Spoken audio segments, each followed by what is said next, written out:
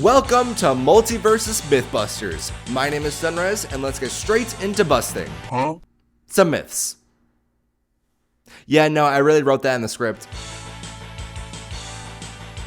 Before I sound more insane than I already am, this question has been on my mind since the game first introduced Black Adam.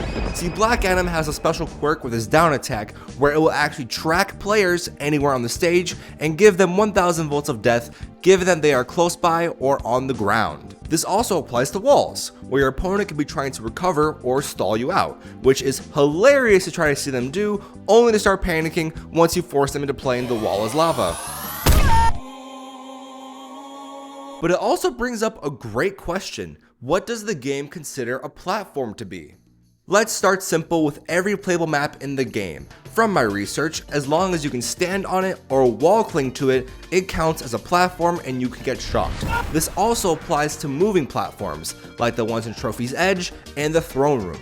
And it also applies to destructible platforms, like the cars in the Batcave and the speakers in Chromulons. The size of the platform didn't seem to matter as well. We managed to trigger Black Adam shockwaves on platforms that were as small as the hoops in the Space Jam court. Now, I don't play enough basketball to be sure, but I don't think players are allowed to stand on those. So we're gonna put bugs into the penalty box. That's a hockey thing. I guess that works too. This isn't the end of my platform-powered prattle, however, as there are actually multiple characters in the game that are able to create platforms as a part of their moveset, those being Bugs, Marvin, Morty, and Steven! Shout out. Morty and Marvin are able to create spaceships that players are able to stand on even while they move around. To mine and probably your surprise, these are actually considered true platforms, as Black Adam's shockwave does indeed track them. Now I can confidently say that Morty and Marvin have been confirmed in relation to their ability to create true platforms. Now when it comes to Bugs Bunny and his rockets, things start to get a little buggy. So Bugs' rockets are able to be ridden both vertically and horizontally, but we only ever managed to get the horizontal rocket to get hit by Black Adam's lightning, and even then, it was a rare occurrence. I think it has something to do with the rocket going down at an angle that's not completely straight and only occasionally be considered a platform when the stars align. So for now, we're going to give Bugs the rating, as it's possible, but just not very likely. As we segue into Steven. Okay. The game starts to reach a sort of breaking point where things stop making sense to me, as Steven is able to create walls and platforms using his abilities that players can interact and stand on. However, if an opponent is standing on them or is wall clinging to them and Black Adam attempts to use his down attack, it will not track them. Despite all of our testing, the wall and platform shields are not considered actual platforms. And we know that this isn't an attack issue as you saw with Bugs' rocket, and we also know that it's not a size issue as you saw with the basketball hoops. So what exactly is going on here? I do have one theory in mind for this, and it's that Steven's shields are, well, shields. So any and all attacks are nullified from these shields, and anything that offensively interacts with them gets blocked faster than the bots replying to my Twitter. You can still trigger the shockwave as Black Adam if you're standing on the shield, so there may just be an issue with how the shields work, but for now, Steven is going into the myth category. So that's all the characters that can make a platform as a part of their moveset. But what if I told you that there's a way that any character can make a platform at any time? Yes, thanks to the new perk system that all characters have access to, there's one perk in particular that literally stands above the rest, and that would be Airwalker. When you equip the Airwalker perk to your character, you can input a neutral dodge in the air, consuming 50% of your dodge meter to spawn a platform below you. And this, according to my friends, is most common to gravity canceling in Brawlhalla, but I never played that game for more than an hour because they had a Shovel Knight crossover, and I stopped playing that game because... Any hoozles, when the Airwalker platform spawns, you can use or charge up a multitude of moves until the platform expires. But now that brings up the greater question, is the Airwalker platform an actual platform? As of our research, we found out that only the player that made the Airwalker platform can stand on it, which means that there is no collision for enemies or allies. So does Black Adam's attack still track it? Projectiles are a part of every fighting game, whether you love them or you hate them. Most people hate them, but that doesn't change the fact that some projectiles are stronger than others, and in Multiversus, this is no different. So I am now here to present the SunRez Super Duper Official Trademarked Copyrighted Rights Reserved Multiversus Projectile Hierarchy Tier List. From my professional research, we can separate projectiles into 3 tiers of power. The first tier being baby tier. They don't deal a lot of damage, they don't have any knockback, and they're just kind of pathetic to see, but you can't deny that they're just kind of cute. Tier 2 projectiles are what I will call middle schoolers. They can deal some decent damage and have some decent knockback given the right circumstance, but at this point, most everyone has already gone through it and has a way of dealing them right back, so think of these as the sandwich you would throw in a food fight. Yeah, like that. Now we move on to tier 3 projectiles, which are the strongest in the game, which I'm going to call sumo wrestlers. They're big, they're slow, they overpower any baby or middle schooler in their path, and if you get touched by them, you're gonna die.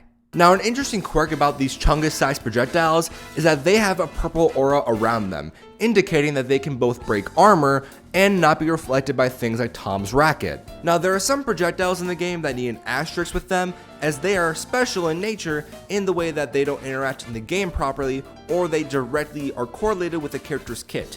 Think projectiles like Garnet's Rocket Fist and her Electro Ball, for example. These projectiles have secondary effects like producing a star or a little bubble around them that aren't exactly projectile-like, so they can't be reflected, but they can be absorbed. Now, on the other side of that spectrum, there are also physical projectiles. Think Bugs is Safe or Jerry.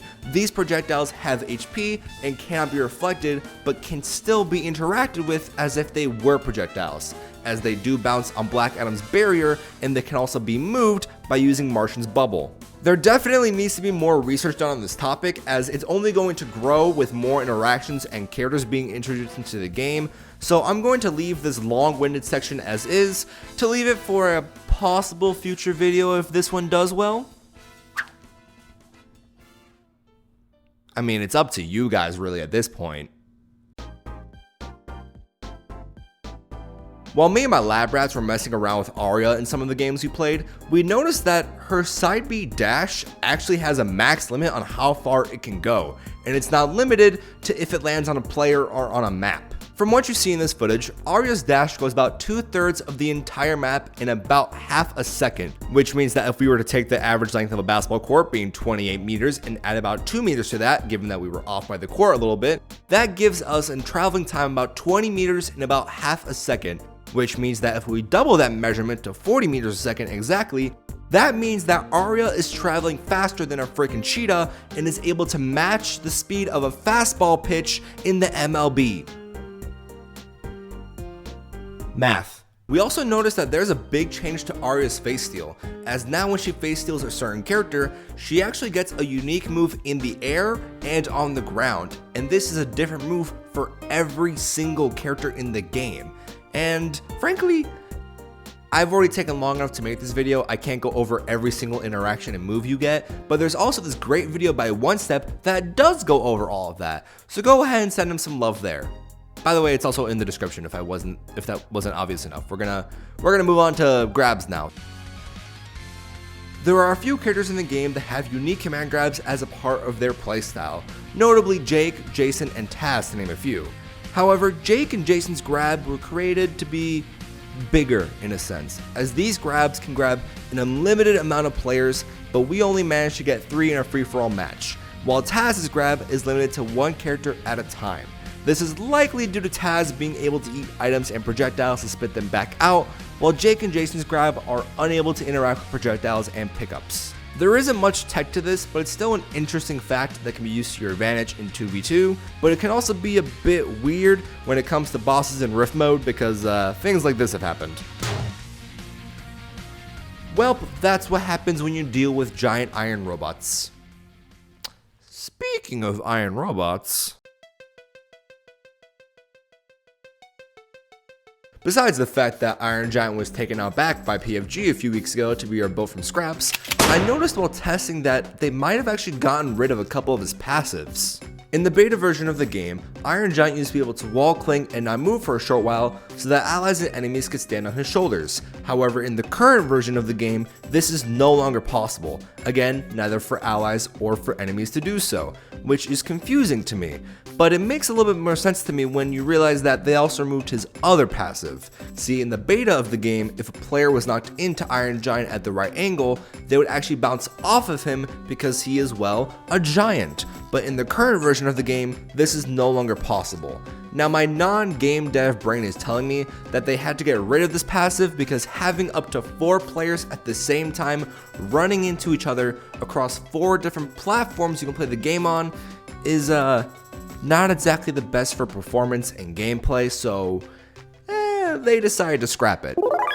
With the final myth of the video done, I just want to go off script and say thank you, not only for 3K subs, but for bearing with me during these stressful times and my awful upload schedule. I'm currently in my last year of college, which that sentence by itself should explain everything, so again, thank you for bearing with me. I will try to be better with that, and now let's move on to the Iron Giant size elephant of the room.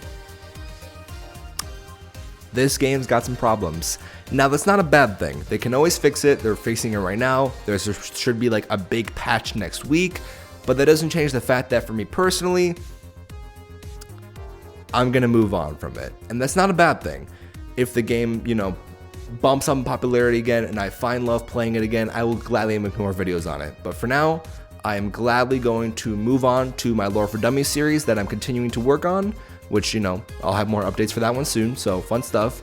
But I wanted to make this video specifically because it still has a special place in my heart, especially since I made a tweet about it 2 years ago saying I would make this series, and now that it's made, I can say that I'm going to move on to my series, the Lore for Dummies, guilt-free. So thank you again, my ramble is done. I hope everyone has a great rest of your day or whenever you're watching this, but that's all from me. More updates to come soon. Bye guys, thank you.